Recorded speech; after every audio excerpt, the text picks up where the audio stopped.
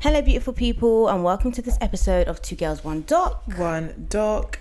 It's your girl, BD. It is Four Ends, the foodie. And we are back. We're back. With another episode. A visual episode. Visuals. Shout out us. We're drinking today. Yeah, we are. Do you know what? My mum watched our last episode, yeah? And she was like to me, oh, I thought you guys normally drink. Like wine and stuff, like what happened? And I was like, oh yeah, like in the studio that we went to, we're not allowed to drink. And she was like, oh, well, you should have told us, because I'm sure people were wondering, like, why are you not? I was like, right, boy, okay, girl. Oh, okay. Like branding. But we don't usually, we drink visuals, but not if it's non-visuals. Well, that was the thing. That was part of what we did at the beginning. It was like, we drink and blah, blah, blah. So yeah, she's not wrong. But yeah, that episode was really fun. Everyone who's commented and stuff, like, thank you for that, because yeah, I really enjoyed filming that. I did too. And I enjoyed my time with Moses. Great guy, great vibes. Fantastic vibes. So today we are covering a Netflix documentary. We didn't tell them what we were drinking. Oh yeah, I just started and didn't finish. We're drinking Pornstar Martini. Oh, do you know what? Actually, yeah. So a while ago, my sister got me. It comes in like a box, and I'll make an Instagram reel or a TikTok or whatever. So if you go on there now, it should be up. Yeah. Oh, it comes in like a box. It's like a Pornstar Martini pack. And it has all the things. It has the shaker, it has the shot glasses, it has everything, yeah. And so I just made those, and you can see it. Well, you should be able to see it.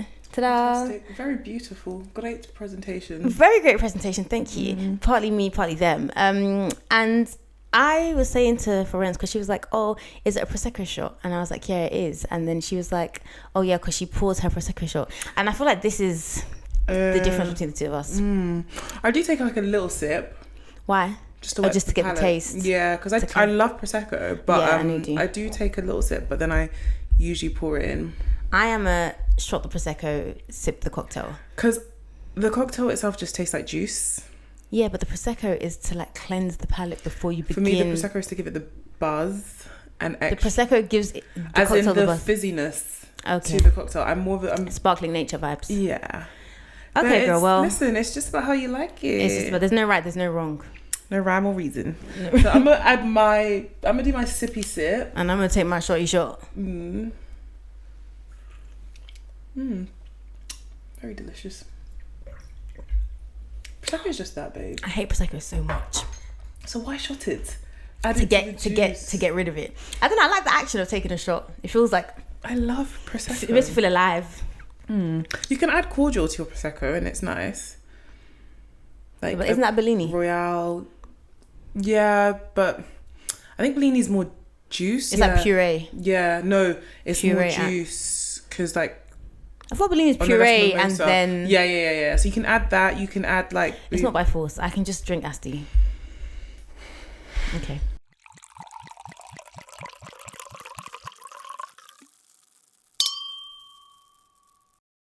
So the documentary we're covering today is on Netflix. It's called By Now, The Shopping Conspiracy. What were your thoughts of the documentary? Too long, but anything more than 40 minutes for you is too long. I think anything more than 40 minutes, like when we're doing it for the podcast, I don't mind sitting back and watching a documentary on its own, because it's like a movie, but like, because yeah, like, I don't know, there was just something about, first of all, it's too long. Second of all, I didn't like the weird bits in between of the robot voice. It was giving like Black Mirror, like... Oh my God, this is so funny. I loved it so much, yeah. I loved it, yeah. It's written and directed by this guy called Stacey, who I went to go and stalk afterwards. I think he's British. And like Nick, if anyone knows him, like, do you know what I mean? Let us know so he can come and chat to us about it. But it reminded me of Social Dilemma. And I didn't like the reenactments and all that stuff in Social Dilemma. And what Florence is talking about in terms of like the robot voice, there was this like automated computer narrator kind of voice throughout that split up the sections. And I think it was annoying. Like, I get why you didn't like it, because it was very much like, okay, here you come again, kind of thing. But I get it in terms of what they were trying to do with the documentary. I get what they were trying to do. I just didn't like it. Yeah, I enjoyed the documentary, but I get why somebody might be annoyed by that, because it's split into 5 sections. So basically, the way that it's done is kind of like, the whole thing is about corporations making us buy more than we need to buy and not taking accountability for what they do, which is an important message. And I think the documentary is necessary. Yeah, exactly. The way that they chose to do that is like it's almost as if like here is a corporate presentation or like a corporate video that you have to watch, and in this presentation we are going to teach you how to maximize your profits and how to get people to buy stuff they don't need. So it's almost as if like, it's almost like satire, but not. It's almost like we are, it's almost like we're not supposed to be watching it, right? Like we somehow have gotten a hold of this tape that all the corporations know about, and that's why it has that sort of robot voice. So like I get why they were doing it, but I can also understand that it's like, and then it was like a little like lights and colours and stuff like that. And then it was like cue in conversation, this and that. And I was just like, just get on with it. Yeah, just give it to me. Yeah, I get it. It was creative, but I can get why you wouldn't like that. But that aside, no, the content was really good. It was actually one of the better Netflix documentaries in the sense that other than that, there was nothing I felt was unnecessary. I think it was really informative. I actually finished watching it and I was like, wow, like radicalized. Yeah, I really need to think about my spending and shopping habits. And I even sent it to my dad because my dad is an avid Amazon user. I wouldn't think that he was like on it like that. My dad there's an Amazon package for him every day. Oh wow. But what kind of stuff? There was a point where we were like, I was like, Mommy, I think Daddy's building a spaceship. Like every day one part is coming, and one day they know in the office when like the Jim was sending Dwight that is literally my dad, because what is he buying? Nobody knows. One time he even bought some funny trousers that you could see his boxers through. What are you wait like mesh? They were meant to be like beach trousers, but you could see his boxers. I was like, Dad, I can see your pants. They weren't adequate.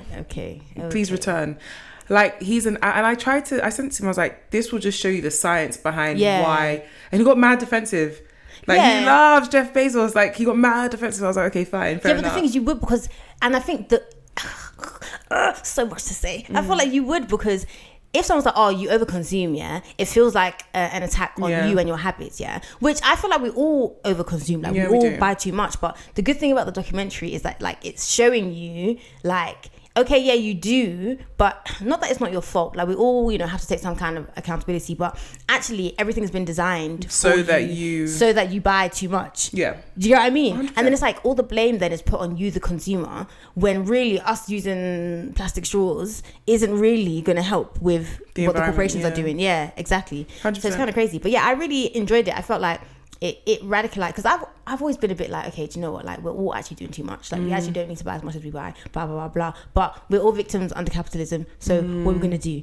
But so this is split into 5 rules or parts, and I liked this because I like structure and I like order, and I like to know, okay, cool, the end is near, because when we're on rule 4 I was like, oh, there's one more rule and then we'll, cool. So the rule number 1 is sell more. So this section talks about convincing consumers to buy more stuff. Yeah. And so the first talking head is this guy called Eric, and he was a board member at Adidas. And he explains how like he was responsible for taking Adidas to new heights and like increasing their sales and stuff like that. And he basically is like, what you need to do as a brand is sell a story and create buying opportunities. So he uses the example of like football jerseys, and it's like they have the home jersey, the away jersey, like this jersey, that jersey. There's so many different jerseys, and people will buy them and wear them out like just cash, like buying opportunity. And the whole like collaborating with celebrities, musicians, that kind of stuff. And then we meet this other guy called Roger Lee, who is a clothing manufacturer, and he basically is like, once upon a time, there were like 2 seasons a year, so you would put something out and then like it would sell for like 6 months, and then you put something out, it would sell for 6 months, and so on. But with fast fashion, there are so many new items a year, and he tells us about it. So no one knows any official numbers, but if you Google it, it will show that Gap produces around 12,000 new items a year. H&M's like 25,000. Zara's like 36,000. And Shein is somewhere around 1.3 million new items a year. Shein has 1.3 million items a year. Can I tell you that I hate Shein with everything in me? Yeah, I hate it so much. 1.3. Why do you need 1.3 million items a year? I feel like it's a place of privilege for us to hate Shein. Everyone says this. It and is. the thing is, yeah. Let me tell you why I hate Shein. I hate Shein because I feel like it's too much. And everyone says the place of privilege. I feel like places like Shein or places that are affordable are necessary because people should be able to buy clothes that they need. But what isn't necessary is buying clothes every single time you need to go out or every single time you have an event. But all of that is again, one, it is a place of privilege, and two, it's society. Because if you think about, okay, like this summer, for example, what was in waistcoats, right? It was all about those waistcoats, that kind of aesthetic. But that's the problem with trends overall. Yeah, and that, so realistically, but the truth is, who wants to walk out and be wearing something that looks dated?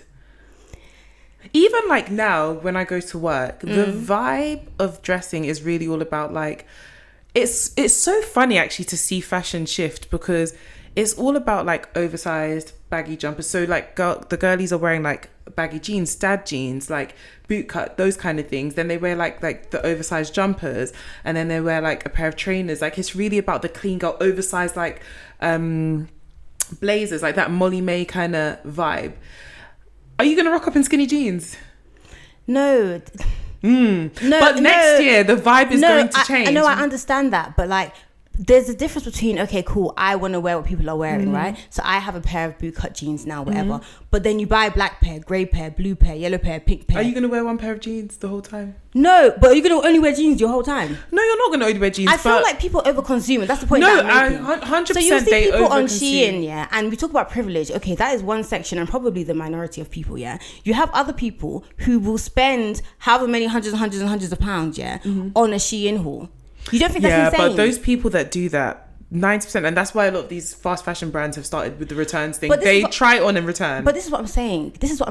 It's feeling like you need to do all these things. You need to buy all these things. And I feel like a company releasing 1.3 million items a year is insane. It's actually insane. I mean, and if the demand wasn't there, they wouldn't be doing it. That's what I'm saying. So it's just a vicious cycle. I mean, I get it, but I also understand the need, because for me, Shein, you're talking about clothes. How do they differ from like AliExpress? No, or Temu? I said Shein because in this documentary they said Shein 1.3 million compared to Zara, Gap, whatever. Everyone, like, fast fashion is fast fashion, and like no one's saying like, oh yeah, never shop at Zara, never shop at whatever. It's impossible in the world that we live in. No one's buying Louis Vuitton, whatever, and that's not even made better than other things most of the time, yeah. But it's just the sheer like number, or like everyone else fast fashion is here and Shein is like here. That's insane. I get it. Do you get what I mean? No, I get what we mean overall, like in general, in terms of how we consume, the trends, all of that. I 100% agree. But do I think that Shein has plugged a gap in the market? 100%. They wouldn't be successful if they weren't. So the problem is how we consume. The problem is the whole cycle is. This is what I'm saying. It's the fact that we overconsume. But I can't look at Shein and be like, maybe because I've shopped there before. Listen, I get home like they have really nice like certain home things. So this is the thing. I feel like, and it's like what you're saying about your dad, yeah. When people start questioning your shopping habits and stuff, automatically you kind of feel like, right, like, yeah, but whatever. It doesn't make you a bad person. As I said in the beginning, we are all victims of capitalism. Like, there is so little control that we have over what is really, really happening. And one of my biggest issues with Shein, especially all those things like that, especially when we get throughout the documentary, yeah, is like when you see the waste or the result of them overproducing, and that's not our fault because we can't. What are we gonna do, basically? Do you get what I mean? So it's like the part that we play is so small, but it's still a part. Do you get what I mean? So it's just frustrating, like, to see the difference in compared to other places. Like, yeah, I get H&M is bad, Zara is bad, okay, but then Shein is like, they said, oh, you guys want to be mad? Me, I'm the maddest. Like, it's insane to me. Yeah. But yeah, they basically talk about how fashion is a huge part of the problem, and like corporations need to do better and all that kind of stuff. And so now enter Amazon, yeah? And Amazon, we meet this woman called Marin Costa, who was user experience designer. She was like in the beginning, because her and Jeff Bezos were like... Yeah, she was part of the core, part of like the core people, yeah. And she's basically telling us of like the beginning of online shopping. And I feel like we have grown up. Online shopping is not new to us, yeah? Like, we kind of are used to it, but we weren't... When this was happening in the beginnings of online shopping, we weren't old enough to be online shopping. No, we weren't old enough, but I remember. But you remember, like, yeah, and you remember, yeah, exactly. But it wasn't like we were doing the shopping, but it was like the beginnings, right? So that's what she's talking about. And then we meet Mara Einstein, yeah. We'll go with that. Yeah, it is. Einstein's the guy with the hair in it. Yeah, I was trying to think which is the and she basically says online shopping is a huge factor in overconsumption, because normally, like, when you have to buy something, you have to get in your car, you have to like walk around the aisles, you have physically to shopping makes me feel sick. Right, it's very intentional. Like, you really have to, like, the amount of times I've been like, yeah, and then the line will be too long. You're like, hey, fuck this shit, I don't need this. Yesterday, and then you go home. I was like, I had my work Christmas party, and I was like, how was that? Yeah, it was really nice. I don't like what I got, and I was like, oh god, okay, I think I'll go to. What do you mean you don't like what you got? Like, I didn't like the outfit I had planned. Oh, okay. So I thought that was they give you presents. No, I was like, I think I'll go to the shopping centre near mine and find something, and then I literally sat down, and I was like, no, I must find something in my wardrobe. Yeah, this is because I'm not gonna go. Whereas when I wanted to order, I just click. Something came to my house, tried it on. And the only reason probably that, like, you couldn't have ordered is because of the time period, right? It's like, if there was enough time, if there was enough time to get same thing, I would have done it. Yeah, because it's just so much more convenient, which is amazing. And like, it's great that we have that, but again, it's like, I've been in Zara sometimes, yeah, and like the line is long, and I'm like, I don't need this bad, and I'll go home. I don't actually go home. But online, there's no line. There's no line, yeah. There's no line. Yeah. That's it. So she's right. Yeah, and Amazon, even like when they talk about the way it's designed, it was in action yesterday for me as well, because I finished reading my book, and I was like, oh, this is a really great author. Yeah. I want to read another more of their books, yeah. So I went on Amazon, typed in that author, yeah, and looked at like one of her books, and then I put it in my basket. When I went to check out, it then started suggesting lots of other books by African authors. Yeah. Please tell me why I planned on buying one book, I bought 3. But then you also supported some African authors. Oh no, yeah, that I don't mind. But it just, but that was how I rationalize. That's fine, because it was but that wasn't your plan. But if it was anything else, yeah, then you're over. Yeah. And even like my husband has been like to me before, you keep buying all these books. Why don't you go to the library? The library, yeah. Like the books are there. And for me, I literally was like to him, no, like I grew up. My dad has always had like almost like a mini library wherever we've lived. Like if you go to our house now, in his like office, he has like a big shelf full of books. Upstairs, like near my mum's office, there's a big shelf full of books. We've grown up that way. Downstairs there's books. Like we've grown up with books, and I like physical books. I don't like Kindles and stuff. I like to smell. Yeah, to actually have the books. Yeah. And I was like, I want to pass this down to my kids. Like I want my kids to grow up and there are books in the house that they can go pick and read. Yeah. But fundamentally, what he was saying when I was thinking about it in context of this documentary, like, as a consumer, yes, I'm not like the major problem with the world, but really, if I bought like a Kindle, I would be saving a lot of trees. You'd be saving a lot of trees, but then when the Kindle, which we'll get onto, inevitably the battery dies and you can't replace it and you have to get rid of it, that is also consuming waste. So either way, like, it's your fact. That's what I'm saying. Like, you're damned if you do, you're damned if you don't. Like, you basically pick your poison, and what's the least environmental harm that I can cause, or whatever. Do you get what I mean? Like, there's only so much that you can do. Mitigate, yeah. Exactly. Throughout the documentary, there is this animation of like the streets and stuff, and there's just like lots of waste, like coming out, coming out, like being produced. I wonder how they made that. It's given AI. Yeah, it's AI. Yeah, okay. And it's just like the streets are basically being littered with like stuff. Yeah, I guess to kind of like hammer home the point that like this is all waste. Anyway, now we're on rule 2: waste more. So this bit pissed me off, a lot, because we talk about this thing called planned obsolescence, which is basically companies make things that don't last in order to increase their profits, which we have suspected for the longest time. iPhone. Immediately they release a new one, your phone starts vibrating. It stops working. Same, they do this with clothes, they do this with printers. They do this. Of course, this is where Apple comes in. But this is not an example used in the documentary. But today I went to get my nails done. Aren't they beautiful? Love them. Okay, thank you. So when I get my nails done now, I can do my nails now. I did them today. I won't have to do them until maybe end of next month. Because she does them and they last. Okay, cuticles that like they last. I think the last time I did them was the beginning of October, and we're now at the end of November. Yeah, none broke, none fell off, nothing. Yeah, I feel like other places I've gone to before, it's planned obsolescence. Like they do it so that it's and then 2 weeks later you need to do it again, and that's another £25 or however much they cost these days. Do you get what I mean? Like it's actually insane. I just look at it like, wow, everywhere. But would you not? Do you know, it's so funny because we were having this conversation about, like, in one of my group chats about how there's no ethical way to be a millionaire. Yeah, there isn't. We all want to be wealthy, like we all want generational wealth and stuff like that.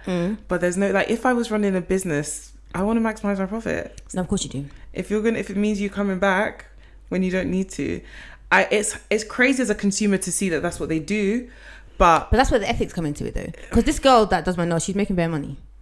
And I'm going back to her every time. But there's other places, they do my nails, I need to do it in 2 weeks. I'm not going back there. Or if I am, it's because last resort, I'm going to somewhere else and I just keep hopping. I've never been like loyal to a person except for where I am now. So she's making her money. Her clientele, her list is long. She's like, book me now for December if you want, because it's going to be booked. Yeah. So I get it. I do feel like it's kind of like someone's got to lose something.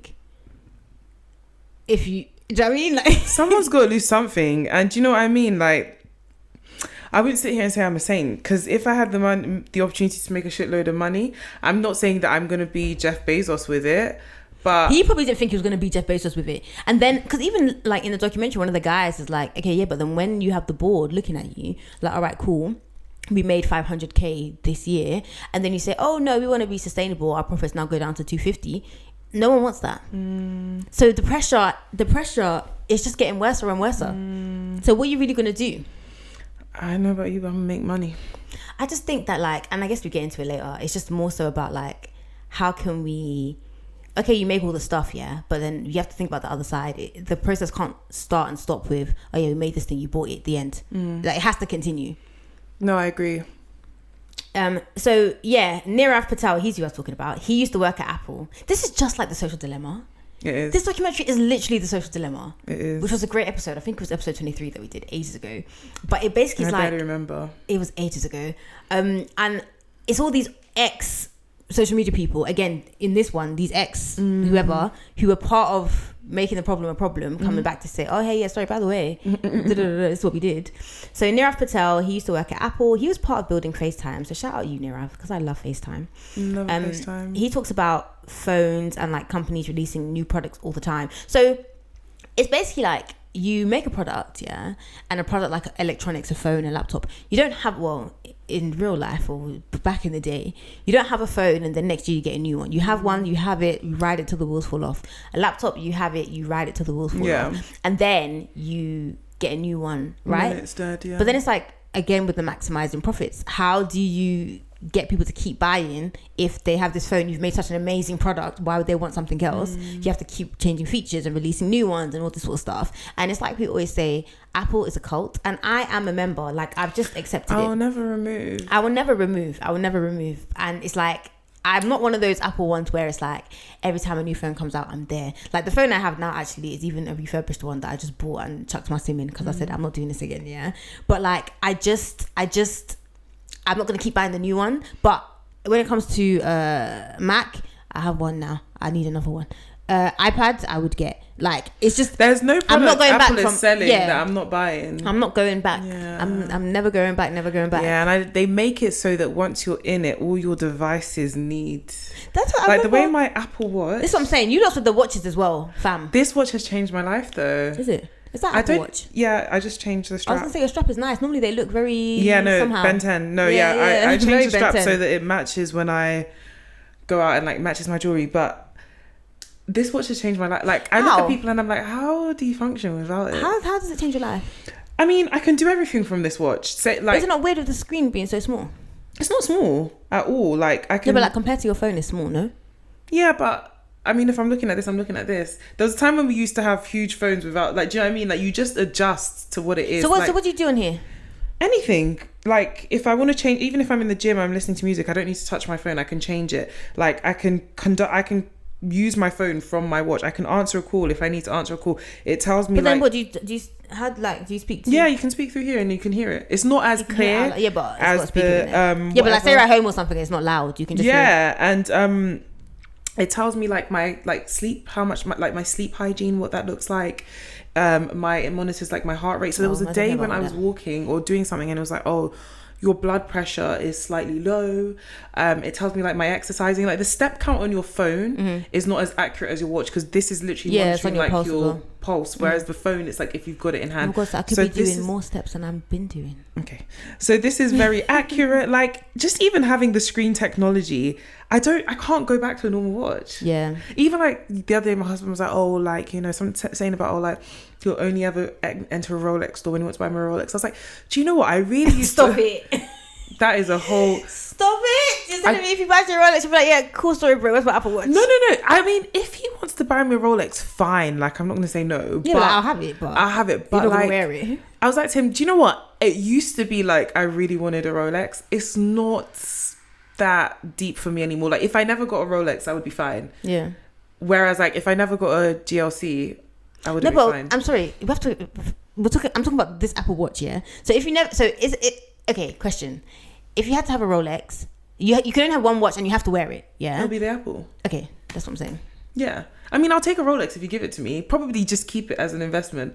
But the Apple Watch to me just makes more sense. Like, imagine you having your Rolex and you're looking at, oh, I can't be fucking answer my phone. Literally, like, do you know how... Do you know how I feel so, like, incapacitated the days where, like, I don't have my Apple Watch with me. That's crazy. Like, I need, like, It's so what do you mean I can't answer my phone? What do you mean I can't? It was designed, like, okay, someone out there, not me, but someone out there might be looking at you like, you are a crazy of course, yeah, motherfucker, probably. yeah.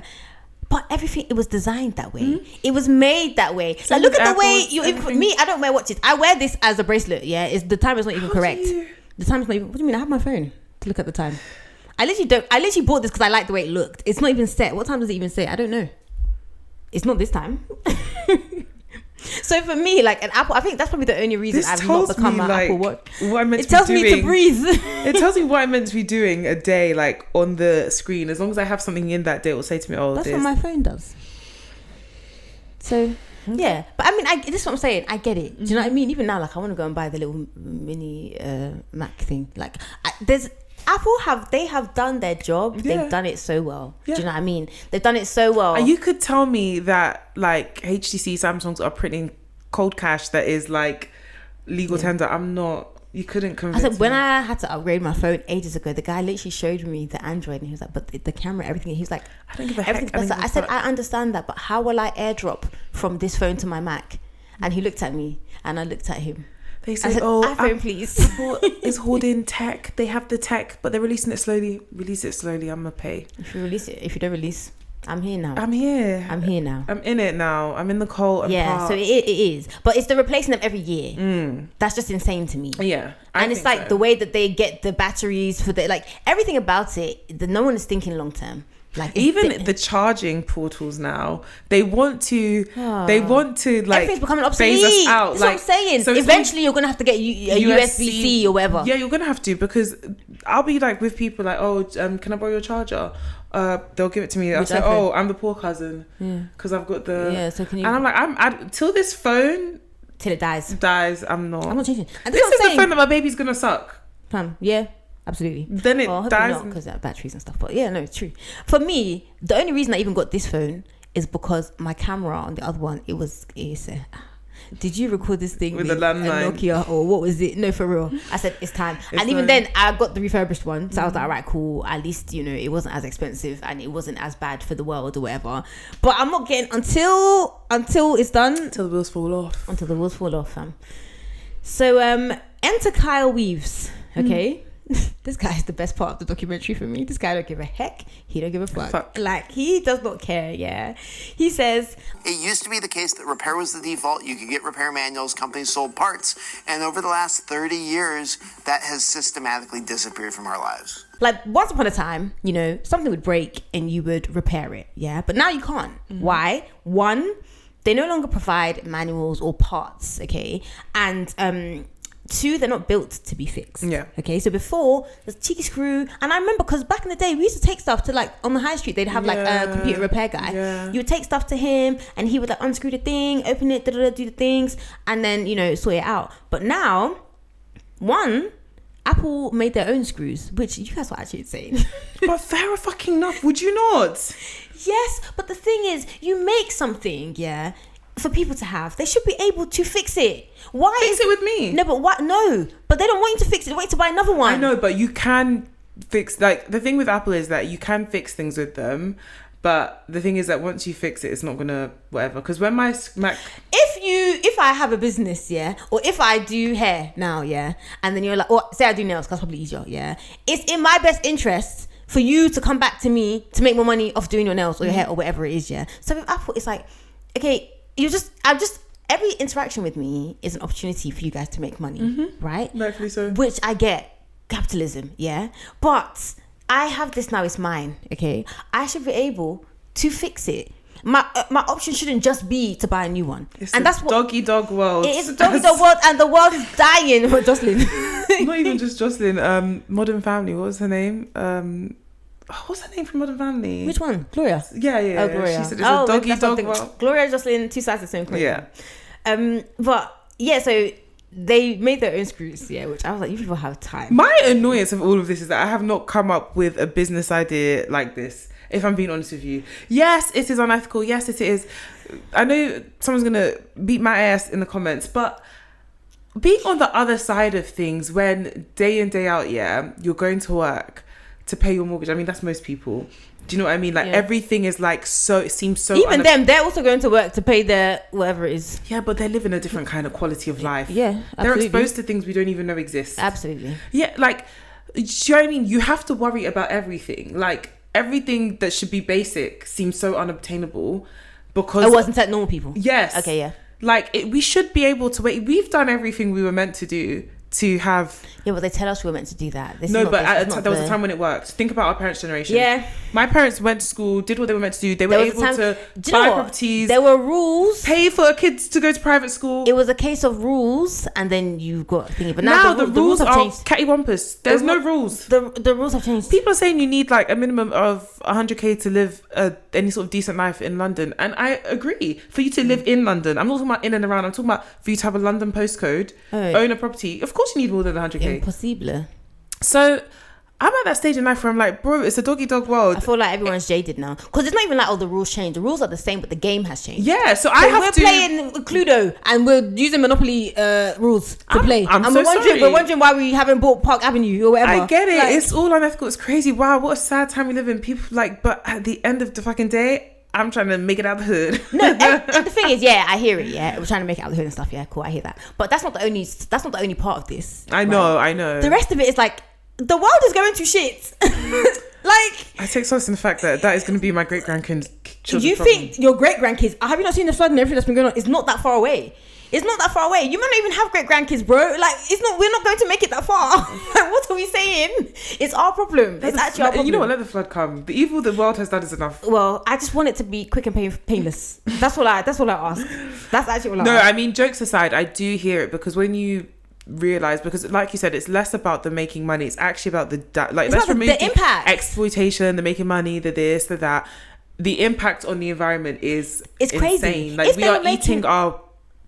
we're eating plastic. Yeah, we're eating our world. We're drinking plastic. Like, the world that we were given to build and whatever we are. It's done. It's done now. Yeah. It's done now and you can't go back. And I feel like... We're too late now. Yeah, it's too late. Yeah. But then the thing is, sometimes I feel like, oh, what's the point? It's too late. Everything's fucked anyway, yeah? But then I think it could actually get worse. So maybe it's better to just try and curb it as is rather than it get worse and now we're completely screwed. But I don't even think we could curb it. Because if there was a thing where like all the billionaires were making so much money, yeah, but like environmentally things were okay. No, there'd still be a problem because that it was still the exploitation of human beings. No, but this is what I'm saying. And then when I talk about Shein as well and all the fast fashion, that's another part of it is the exploitation of people and people who are. But it's not even just Shein, even luxury brands that are not paying people. This is what I'm saying. So either way, there's so many facets. So yeah, okay, cool. If the environment was going to be fine, obviously the rich it still wouldn't be good because people are being exploited. But that would be one less factor, right? And I feel like when the environment is like fucked, so are the people. So either way, people are just... To be honest, like, the reason why I think we're done out is because... and that's why it's like it's a doggy dog world at this stage. We're done out. So you might as well save yourself, live... Like, and enjoy your life before the floods come. The reason I think we're done out is because what we're talking about to make changes is legislation. The governments don't want to. Yeah. Even in this country, They benefit. they are so against taxing the people that actually make the most But it's of corporations. It's me. Because the argument is, if we don't have tax friendly policies, these people are not going to want to come and invest in the country, lose jobs, blah blah blah. And I was watching this video yesterday because it was talking about, oh god, it was on TikTok, and it was talking about it was talking about that couple on TikTok where he was like Pookie. I ain't been on TikTok in a while, can't No, I? this is an old video. Oh, do I know it? Yeah, like he calls his, I'm sure you guys know it, he calls his girl Pookie, and they have a lot of money, and they're just like this cutesy couple. I mean, I think they voted Trump, but whatever. Either way, and she was like, oh, you guys glorify this couple, crazy rich, like he bought her a Birkin for birth of their first child. They have money. Oh, sounds like a nice guy. And she was like, oh, do you know that this guy's job is dentistry hedge funding or something? I don't really know what that means. I don't understand what all those things are. Basically, what he does is he finds ways for dentist practices to make more money off of the customers so that they can invest into hedge funds or something like that. Oh, okay. And so It's unethical, you're saying?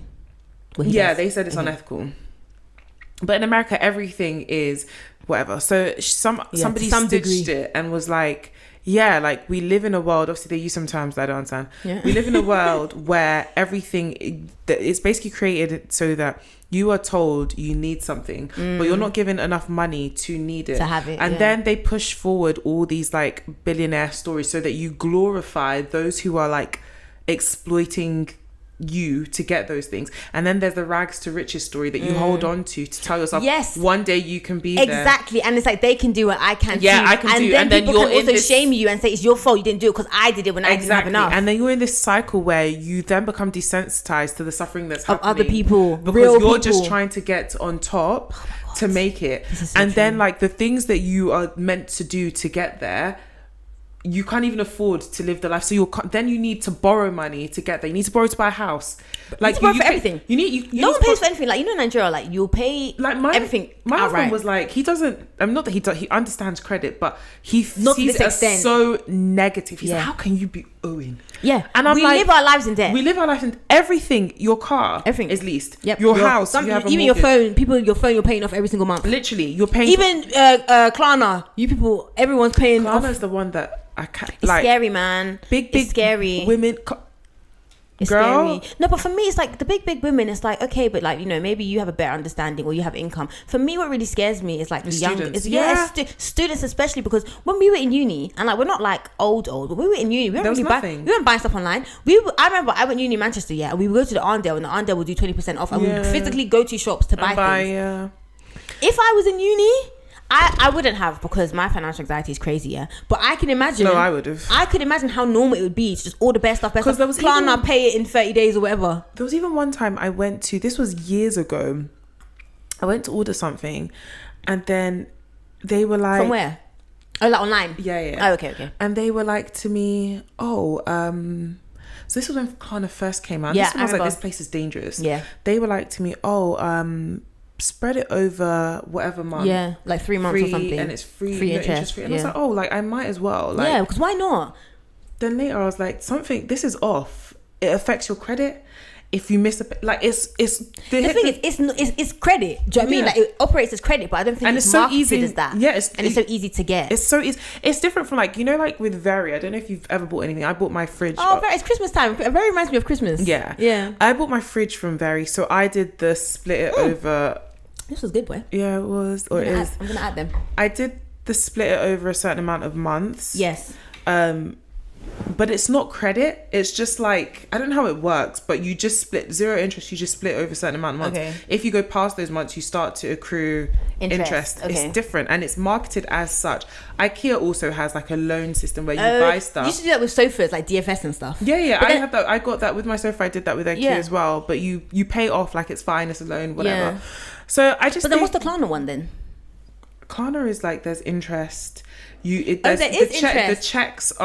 The checks Lax. for it are lax. It doesn't take any. You can literally just check out with Klarna. It's literally But this is what Klarna I'm saying. Deliveroo.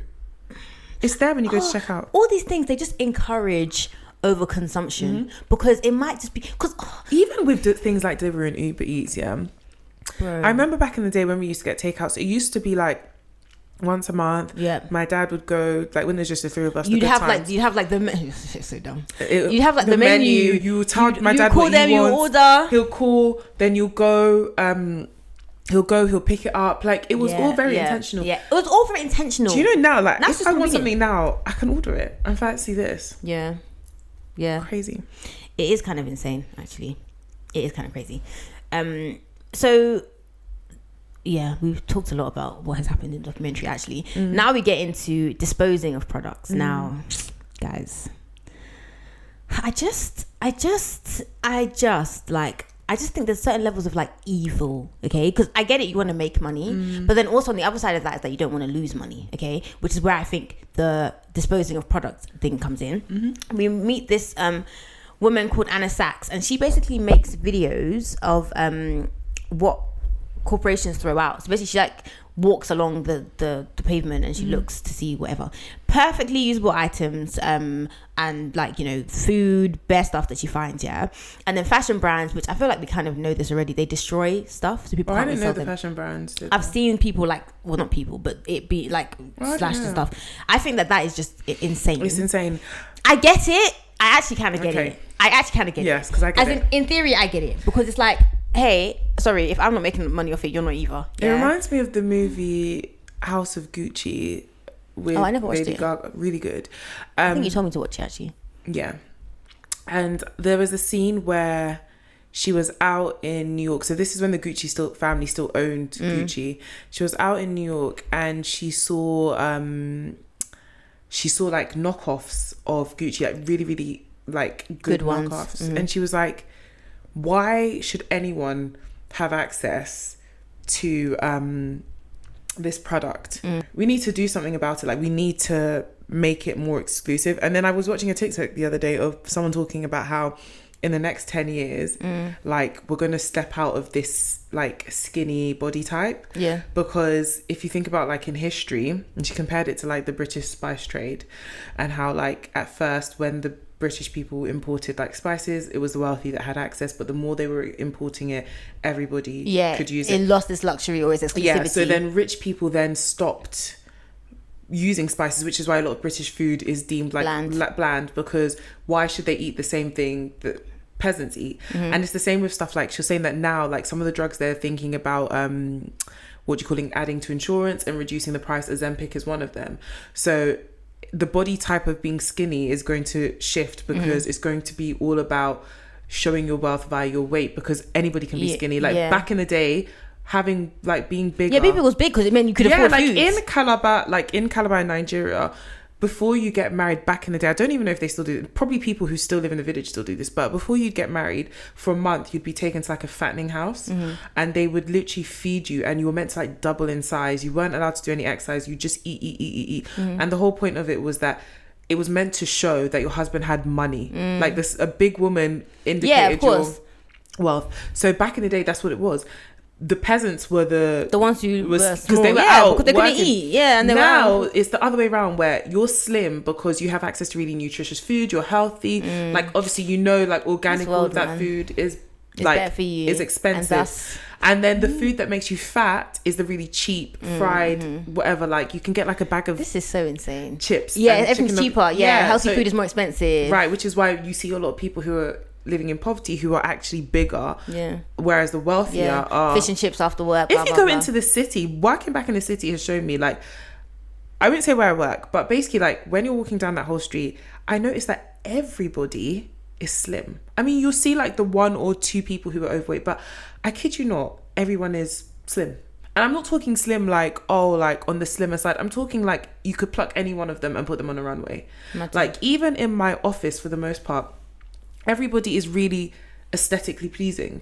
Either slim or like mainly just like they're slim, they're really stylish, like either of them could be it girls. Any one of them could be, you could tell me that's the next Molly May, I'd believe you. So soon that aesthetic is going to shift because everybody's going to look like that. Like the idea was not... It's always about being exclusive. Exactly. It's always meant to be a club you shouldn't enter. The idea was not that you would walk down a street and see everyone that looked like a celeb. Yeah. So yeah, it's very interesting. So it is very interesting. It's very, very interesting. But I also equally get it. If I had a brand, like imagine like now we all love Kai and stuff like that. Yeah. Imagine one day like people were churning out dupes and you could just buy it for cheaper. She would be pissed and I'd get it. But I mean, that happens.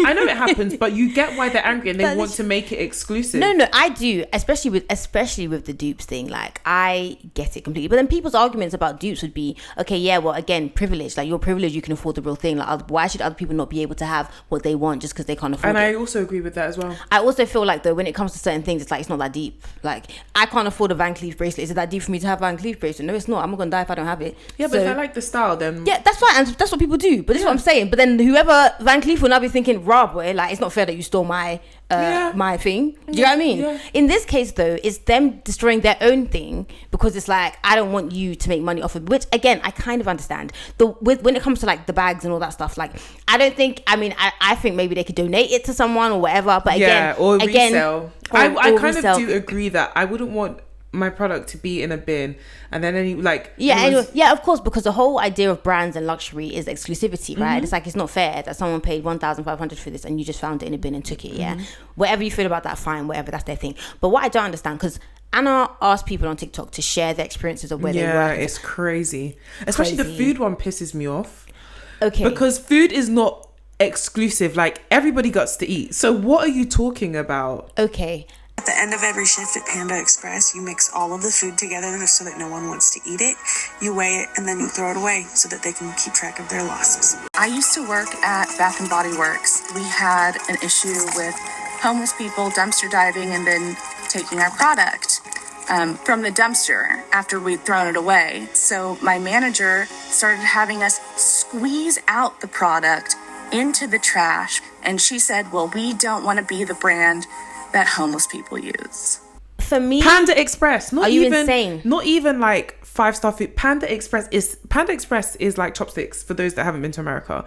It's not exclusive, it's not special, it's literally like chopsticks. You just all walk and they mix everything together so nobody will. Do you know what? Funny enough, I'ma still eat it. It's so vindictive. Noodles mixed with shrimp, rice, whatever. Shrimp, it's all mixed. I'ma Tell eat it. me, literally, it's I'ma ridiculous. eat it. The one that pissed me off the most, after the Panda Express one, was the Bath and Body Works one, because they initially throw the stuff away. It's good, isn't it? Very good, yeah. Throw the stuff away, and then the homeless people started taking them, and then they now would have to entitled to bath. They now had to squeeze it into the bin. And do you know what? what I spend on Bath and Body Works, fam? Do you know? And you know the manager was like, yeah, we don't want to be the brand that homeless people use. Nobody is going around. Are homeless people on TikTok saying, hey, look at my dumpster haul? Is that what's happening? That you think that you're going to be like? There's just my mom. When she first came here, she worked at like, I don't know, I think it was Greg's or somewhere that sold food. And she was like, at the end of the day, they would have to throw the food away, and she would just be like, this doesn't make any sense. Why are we throwing this thing away? I mean, now or they would send it to a pig farm or something like that. Now we have Too Good To Go, which is good, but not all companies. Yeah, it's true, and not everyone has access to it. Because even with that one, to be fair, I need to ask mum, because she used to come here on summers, and my grandpa, like, my mum did too. He used to do this thing where, God bless that man. He used to do this thing where he was like, okay, like two children will go. He had 4 kids to the UK. Yeah. And then you work, make money, and pay for the tickets of the other 2. So, I mean, to be fair, my mum and her sister did it first because they were older than the brother. So it was my mum, her sister, then the 2 boys. So my mum went, she would work, make money, send enough money for my auntie to go. Then my auntie would go make money for my mum to pass go. it on. Yeah. And so one of my mums... Do you want to take the money or double it? And do you know what? I think I'm going to do stuff like that with my kids, because my grandpa had money. Like, he was the first black MD of Texaco, Nigeria. Money was not a problem for him, but he definitely taught his kids it's not how I think kids value. It's like the value of a dollar. Yeah. So my mum, one of her jobs was BHS, and I remember saying, BHS is done now, isn't it? It's gone. There's one in Harrow. Do you remember? I don't remember the one in Harrow. The one we used to go to was Central somewhere. Was it Watford? I think it was Watford. There was one in Watford. There was one in Harrow. My mum loves a Watford shopping I think it was St George's. But yeah, my mum used to go work in BHS, and she'll be like, yeah, like in the mornings, like she'll have egg, sausage, and then in the evenings, because she used to work in the kitchen, in the evenings, like, yeah, like when the food was done, they'll just throw it away. They'll let them pack what they want to pack, and then they'll throw the rest away. My mum says to me, she used to just like take and give to people, because it's like there's actually it's so easy, yeah, as a corporation, even if you don't care about society or people, even if you just want to appear to be doing something good, it's so easy for you to be like, hey, like we donate our thing to a homeless shelter nearby, or wherever you are, like there's homeless people everywhere. It just doesn't make sense to me that like that's not your priority. Like it's just so bizarre. It's just now they do it because of the cultural shift in terms of it looks better to do it. Yeah, exactly. But as long as they're doing it, man.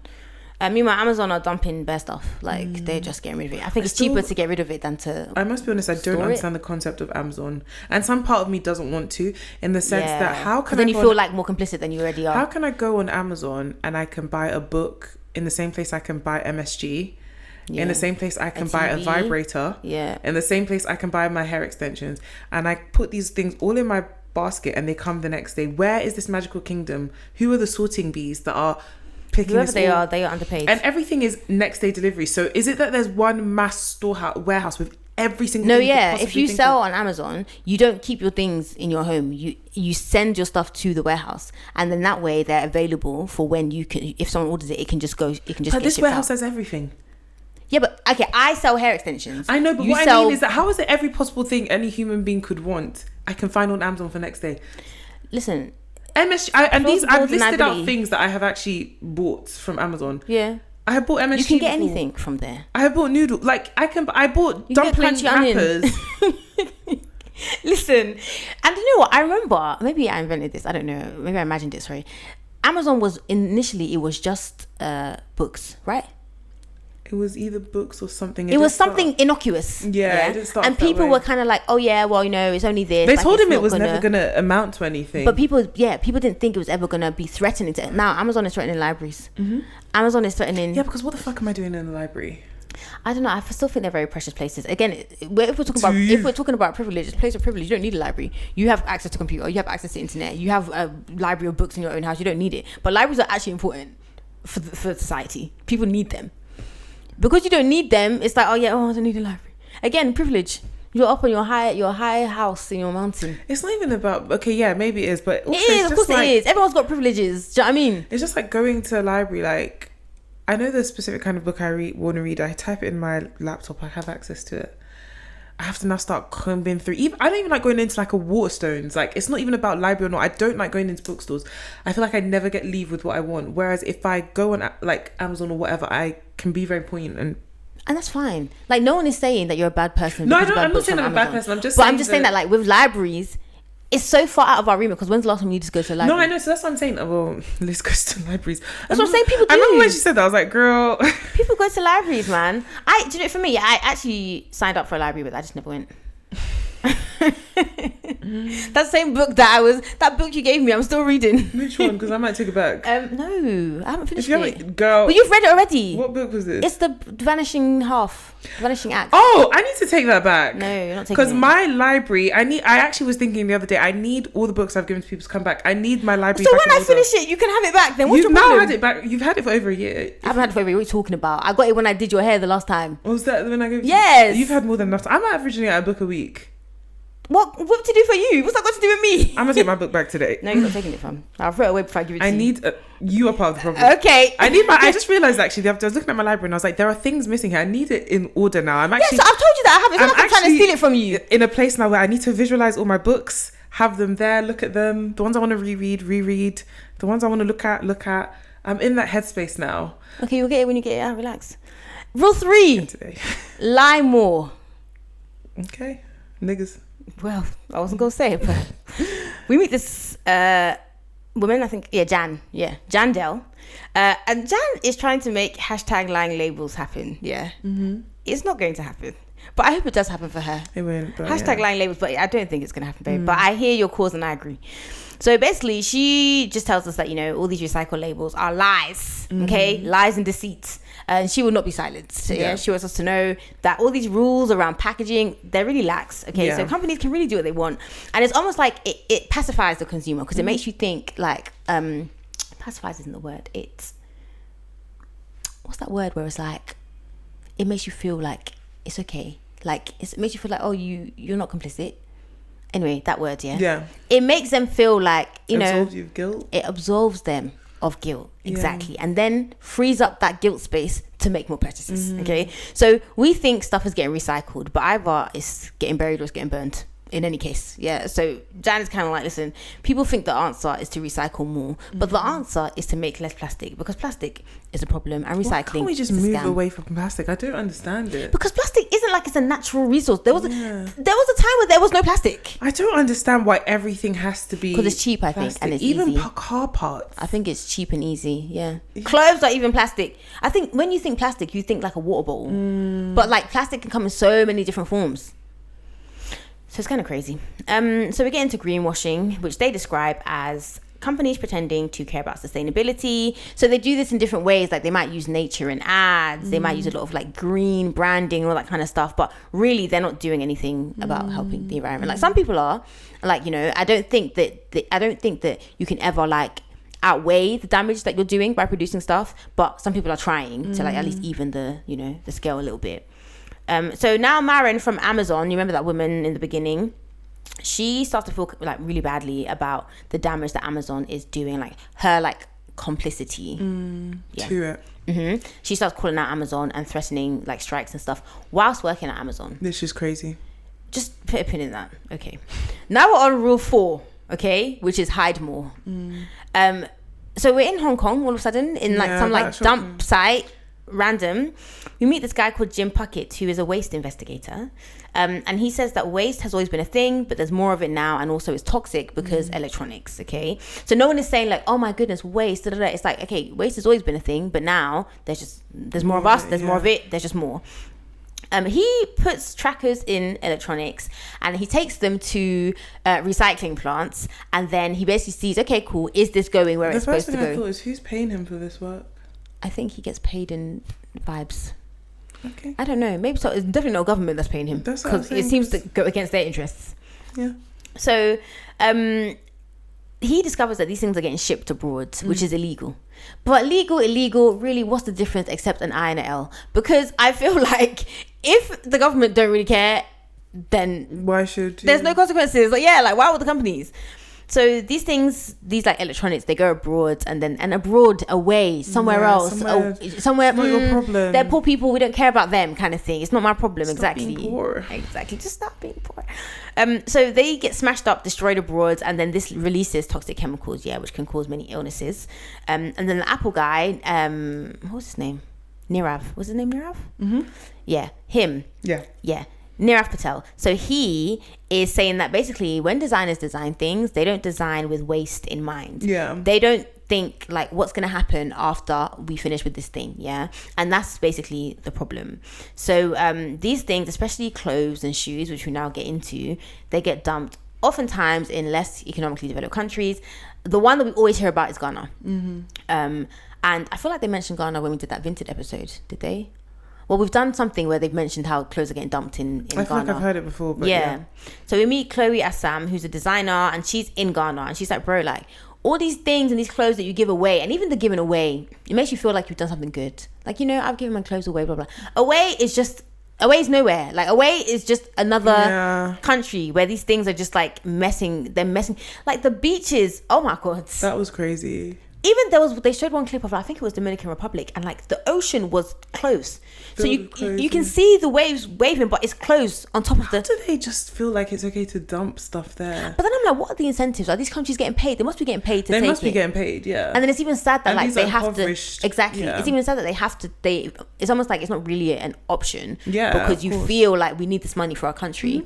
Oh, what's a couple of clothes? But Chloe's telling us there's like 15 million pieces of clothing that come in every week. There's 30 million Ghanaians. It doesn't add up. The maths ain't mathing. Like, it's crazy. And it's like these clothes are made of polyester, which is basically made from oil, which when washed releases microplastics into the water, which goes into our bodies, which causes disease, cancer, neurological disorders. Why, like, cancer rates are going up. Yeah. Like 1 in 2. And I remember not that long ago, it was like 1 in 6. Yeah. And then after that, it was like 1 in 3. Because yesterday I was talking about it to my sister, I was like 1 in 3, and there are 3 of us. Yeah. So I was like, statistically one of us. And then she was like, don't even say that. And then I went to check and it was like, oh, actually, that is outdated. It's 1 in 2. So one of us. Yeah. Yeah. So now, rule 5, control more. Okay. Here we find out, because we're getting to the end now, like nothing really much happens after this. So we find out that like Marin of Amazon gets fired. Surprise, surprise. Surprise, surprise. No, because honestly, I was like, babe, like... What are you... I'm here always to fight the good fight. Put your mic closer. I'm here always to fight the good fight, but you don't do it whilst you're in a business. You don't do it whilst you're there. Because when she was in the documentary, like, obviously we see her, we know she used to work at Amazon. I thought she had left. Yeah, I thought she left on her own. I thought she had left, and that would have been a place of power to come from. But it was so disrespectful. They put her, she's working from home, they put her on her HR, and you work in HR, or you've worked in HR. But America's different. They put her on a HR call. They say like, to her, is this recorded? Yeah, are you recording this? She's like, no. I would have recorded it though. I would have absolutely recorded it. What was she playing at? I don't really know, like, it felt like with me, like, Marin, like, it felt like, because there's a bit in the documentary where her friends are basically like, how can you work there? Yeah, and that would have been the cue to leave. But she was like, okay, yeah, I feel badly about it. So I'm going to fight it from the inside. Which was like, babe, you have no leverage here. Like, it doesn't make no sense. So they said to her, oh, yeah, like, you know, as of now, you no longer work at Amazon, and then end the call. Yeah. Imagine how proud you must be like. I'd have been like... They must have given her a good severance though, because she didn't work for a year and has decided to go into government. So she's true. pretty. She's fine. Yeah, probably has like shares from back in the day because she was part of the founding fathers. Which is why I get what you were saying initially when you're like, listen, in this life, do what you need, because all these people, who are now coming to tell us, oh hey, this is really bad. They're all moneyed up because of what they did, and now it's easier to repent, isn't it? And God will forgive you. For me to know you're really sorry, give away all that money. Give away your money and use it to help the environment. It's ill-gotten wealth. Yeah, literally. It's a dog world. And I know which doggy I want to be. Exactly. A Doberman. So now the documentary ends with solutions. My only thing is that I wish that this was probably more of the documentary than not. So solutions in terms of like Apple now, they have to allow people to fix their own things. It's called the Right to Repair Act. I don't know if that's worldwide or just America. Corporations should have to plan for end of life. We don't know if they do. A solution would be fixing things that you own rather than buying them. They mention electronics, but I also think with clothes as well, that's a good way to do things. But although clothes now are shit, so like, what's the point of buy something new? Is shit quality. With clothes, you know, I see a lot of old people. Yeah. Oh my god, yeah. I saw this woman the other day. She had this beautiful coat, like a coat, and it was like purple, like a lavender color, and it was thick, And I was like, so this jacket. She's like, I've had this jacket for like 50 years, and I wear it every winter. I don't know, maybe her mum made it or something, but it was old. The coats my mum has, I'm telling you, my mum has had them for decades. Years. She has this long brown coat she wears like in winter when she's going to like a function, and it has like a fur trim. Don't come for my mum. It has like a fur trim, and she's had this for as long as I can feasibly remember. Because they don't make things to last anymore. She puts it in when she finishes wearing it. She covers it in. Like a dust She has it in her walk-in wardrobe, hangs it there next winter. What do I have now? That's a winter jacket. Like even now, like I have jackets, I have winter jackets. I have jackets every winter, they come out, but it's not the same. No, it doesn't even keep you warm. Thank you very much. Thank you so much. I'm still a frozen popsicle. Thank you very much. Because that jacket that woman had, I said, I'm hot looking at it, and it's heavy. I can feel it the way she's carrying it. And because I see a lot of old people, you can see the weight that their clothes, they're jumpers. Oh, jumpers now are a state. Are you crazy? Them cable knit jumpers. What? It's design. This is one of them. It's design. It's all fashions because this is not doing. And they look nice. They do, but like back in the day, they used to. You were heavy. Wool. It's so sad. Like it's so sad because now it's true. Like, what's the point of fixing or repairing the clothes that we have now? It's cheaper to buy another one. Again, we are victims in this. I can't lie. Like, it's not our fault. We're just living within the conditions that have been created. Yeah. So it is what it is. So speaking to council members about change, if you want to do that. Is it going to help? I doubt it. Plant-based clothes that can be ground and put back into the earth, which sounds great in theory, but if they are not disposed of properly, is that going to happen, or how does that work? I don't know. Probably. I mean, you probably would put them in recycling or compost, wouldn't you? Like there's the compost bin. But then does that even go to where we think it goes? Who's to know? Who is to know? I don't bother myself with it, girl, because there's too much to bother yourself with. I'll use my plastic straw if that's what I need to do. Do you know where was like Tunisia? Yeah, plastic straws. I was like, thank you. They have plastic straws there? Yeah, automatically Plastic. increase the quality? Oh, sorry, plastic. Yeah, sorry. were you thinking, pork? I was thinking paper. I was like, why would they have paper straws there? Plastic. Yeah. My quality of life automatically went up. What do you mean? I can leave my My drink. drink, the for ice 10 can melt. My straw will not be soggy. What do you mean? Like, do you know, like, get Five Guys shakes, yeah, and they'll have like bits in it. That straw is not able to suck up anything. Yeah. But it's just stuff like that really irritates me, because it's as if like, it's like someone stabbed me in the stomach and you have you're trying to put a plaster on my big toe. Yeah. Like, what are we doing here? What are we doing? This What are we is doing not here? and it's also putting the onus on the consumer. Exactly. We are not the Now problem. I'm the bad guy because I want a plastic straw when this paper straw's got I'd nothing like to do to with know anything. the stats on how Thank you. things have improved since Thank we've you. all been using. And then even, now you want to do paper bags instead of plastic bags, but you still charge me for the paper bag. Why are we doing that? What's that got to do with me? I don't pay for any of the bags at stores. Arrest me if you like. Yeah, I will go to jail. I take that thing. Are you What gonna insane? do? Ridiculous paper. Let's all be so serious. Paper that if I put my chicken in, by the time I've gotten home, it's torn. God forbid it rains. Everyone is mad. Other suggestions were say no to fast fashion and single-use items. Other ones, delayed gratification.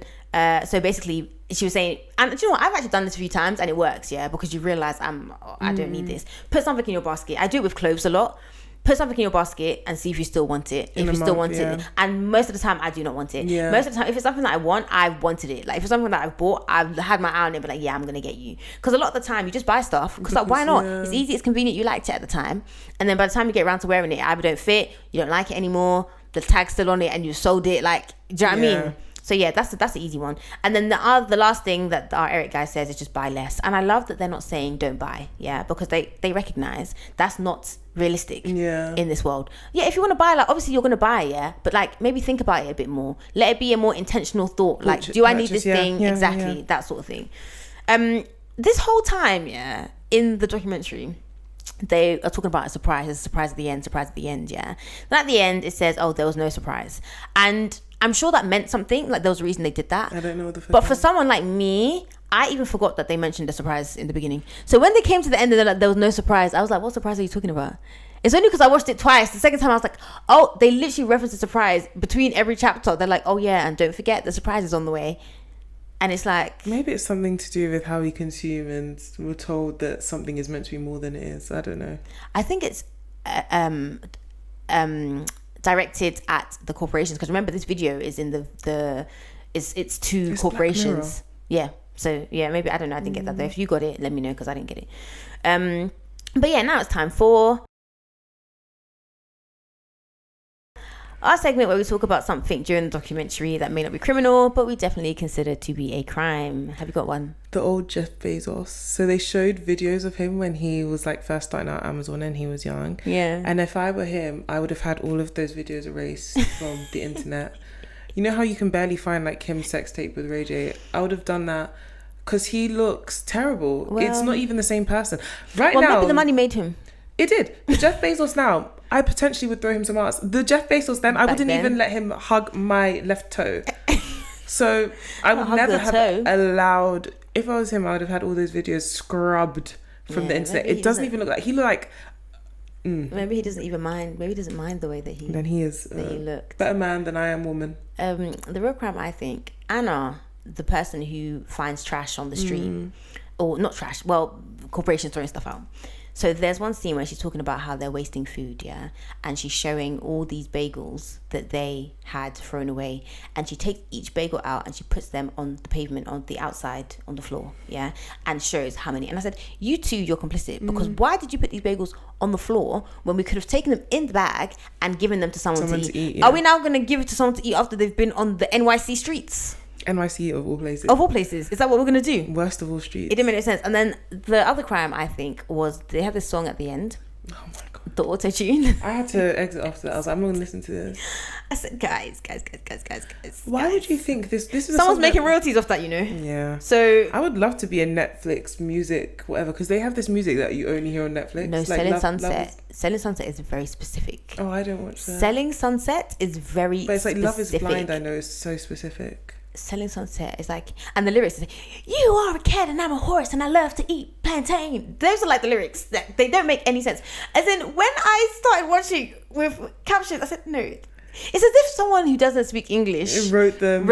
Yeah. And maybe they just auto like translated it or something, and they just, because the lyrics, Selling Sunset, if you watch it for that alone, I mean, I love Selling Sunset anyway. I think it's a great show. But if you watch even for that alone, I was gonna say something crazy. It's very off air. It's very specific music. But yeah, it was giving that.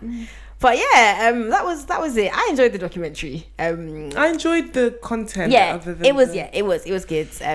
But I would recommend watching it. I think you should. I think we should all buy less. But obviously, we're gonna buy stuff. I bought bare stuff yesterday, so who am I to judge? Who am I? But yeah, that is it. That is it. What we're doing next, we'll link. Yeah, we'll link or put a trailer or something. It'll be a surprise. Surprise. But where can they find us? Instagram, TikTok, Facebook, 2 Girls 1 Doc, 2 Girls 1 Doc podcast on TikTok. Yes, and 2girls1doc@gmail.com. Yeah, because you can email us. You can. Also, what we're drinking, the whole kit and set and stuff, I will put the link to the TikTok or Instagram or whatever I decide to do with it, and I will put the link to where you can actually get it, because I enjoyed it. It was quite fun. Yeah. But yeah, till next time. Bye. 3 years ago, a young woman with a terminal degenerative brain disease reached out to us, looking for help. Sorry, I'm being recorded. She wanted us to tell her story to the world. Imagine if I drew a line on your feet and you could only feel one side or the other. You just feel a bit sort of wonky. Our producer Ronan travelled to the southwest of Ireland, to the small town of Carsavine, to meet with her. When you get diagnosed with Huntington's disease, it's a list of all the things you suddenly aren't allowed to do anymore. This appeared like the story of a brave young woman in a battle for life. For me, it just felt like my life suddenly got very, very, very, very small. I'm Carrie Jade Williams. Carrie Jade Williams. Carrie Jade Williams. For months we followed her story as she prepared for pioneering brain surgery on the other side of the world. So I've been doing practice runs with drilling noises, because you have to prepare for all of that. But nothing happened. Then, Carrie Jade Williams disappeared. No sign, no word, nothing. Fast forward a few months and Carrie Jade Williams reappears. Not in real life, but on TikTok. Where a French couple are suing her. And I can't back down because I would lose the few assets I do have. And as I'm terminally ill, I self-fund all my medication and my experimental treatments. So I don't have the luxury of just being able to pay them off to get them out of my life. So we have to sort of stand firm in this. Before long, her story exploded online. With outrage. But that outrage quickly became something else. Her real name is Samantha Cooks. And she's been arrested for pulling cons like this before. Bloody hell. Is she even disabled? Turns out Carrie Jade Williams does not exist. That name is just one of the many aliases that a woman named Samantha Cooks has used. You were clearly carrying out a deception. There was a great deal of sophistication and deliberation about that deception. So often con artists conceal themselves. But here we have direct access to Sam. I think they're just taking vulnerable people and selling a lie. And to those affected by her actions. This woman is brazen. As we journey into the underworld of Samantha Cooks, we meet a host of victims, both here in Ireland and in the UK. She was like, if there's no level of trust, that this is it, finished. I'm calling quits from here. She was so sweet. She was so lovely for 4 or 5 months. Then it turned into a bit of a horror story, really. I found the bank card and that was a different name. That was Samantha Cooks. I'm Justine Stafford. And I'm Ronan Kelly. From RTE Documentary on 1, The Real Carrie Jade begins with episodes 1 and 2 dropping on Friday, June 7th, then releasing weekly. If you have any information around this story, email us, documentaries@rte.ie. If I have an idea, I think it's the best idea ever and I'm going to go and do it. So in some areas of my life, that's great. I've started doing things, I do them without fear. The real question is, where does this all end up?